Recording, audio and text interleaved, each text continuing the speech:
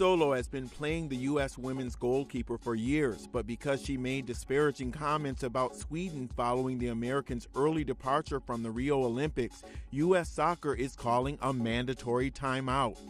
She's been suspended for 6 months for calling the Swedes, quote, a bunch of cowards, unquote, for focusing on defense rather than attacking the three-time defending champion U.S. team.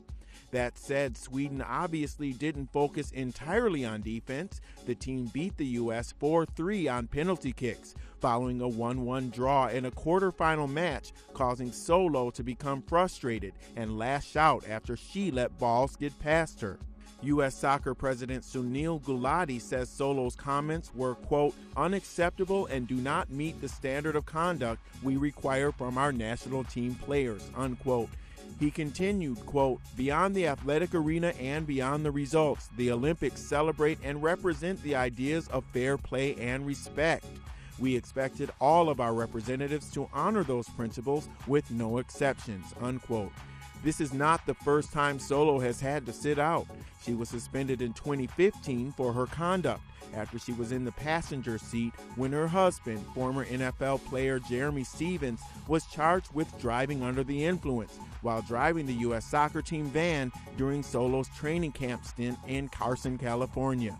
Now, 35-year-old Solo won't be eligible for election to the national team until February. The suspension follows a string of controversial moves by Solo. Also during Rio, Solo posted a photo on social media of herself covered with mosquito netting and armed with insect repellent to express her concerns about the Zika virus. She was booed relentlessly by Brazilian fans with chants of Zika, Zika. Solo has also vocally advocated for women's rights. As one of the U.S. players who filed a complaint with the U.S. Equal Employment Opportunity Commission for wage discrimination, and more recently she's called for better conditions for players in the National Women's Soccer League. Solo has also made other headlines off the pitch. Right now, she's trying to avoid going to trial on misdemeanor domestic violence charges after a 2014 incident at her sister's home, when she was accused of being intoxicated and assaulting her sister and her 17-year-old nephew. Solo said she was a victim in the altercation. As for her latest suspension, which could very well mark the end of her career, Solo issued a statement on Twitter.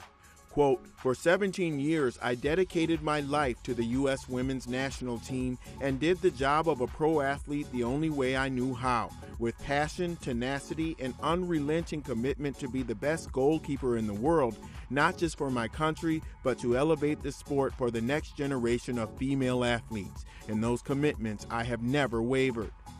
Rich Nichols, executive director of the Women's National Team Players Association, told Sports Illustrated that the suspension was, quote, excessive, unprecedented, disproportionate, and a violation of Ms. Solo's First Amendment rights, unquote. He plans to file an appeal on Solo's behalf.